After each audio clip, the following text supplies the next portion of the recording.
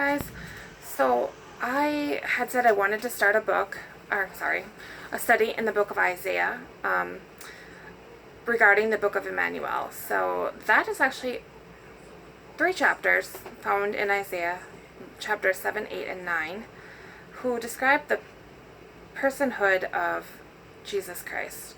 And the first part of it in chapter 7 is really describing sort of the origin of Jesus, or kind of where he would come from.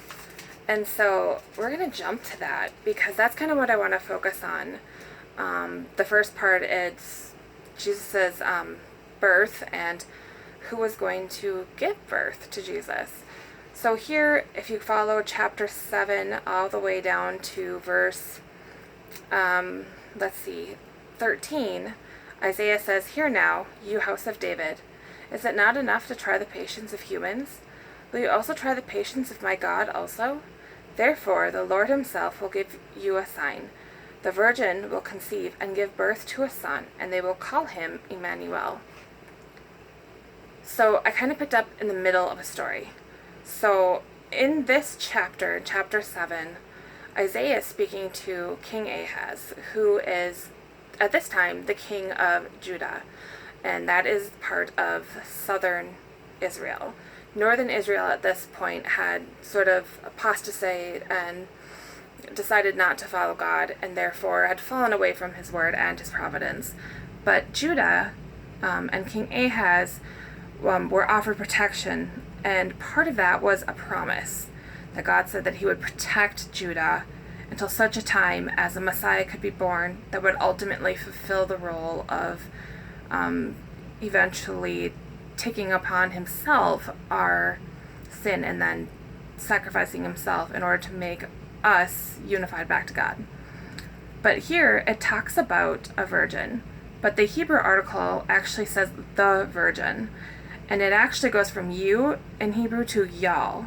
So if I read it as it would read in Hebrew, it would say, "Hear now, y'all house of David. Is it not enough to try the patience of humans?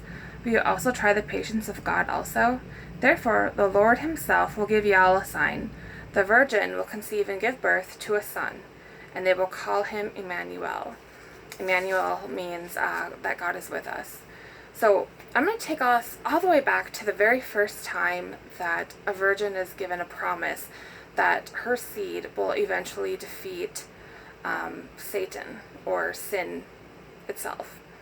So we pick that up in Genesis 3, verse 14. So here, God is actually talking to the serpent first. He says, "So the Lord said to the serpent, because you have done this," and then he curses him, "Cursed are you above all livestock and all wild animals. You'll crawl on your belly, and you'll eat dust all the days of your life. And I will put an enemy between you and the woman, and between your seed and hers. And he will crush your head, and you will strike his heel." So I don't know if you've ever looked at this, but if you look at Genesis 3:15, this is actually foreshadowing of what was going to happen to Jesus being on the cross and how he was going to defeat Satan's overall power to keep us under sin and death.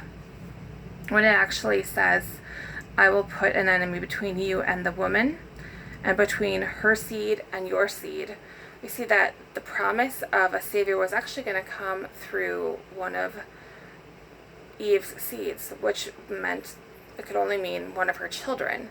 Now, Eve obviously did not give birth to Christ, because the promise came a lot later. You can read about that in Matthew chapter 1, where it describes the birth of Jesus.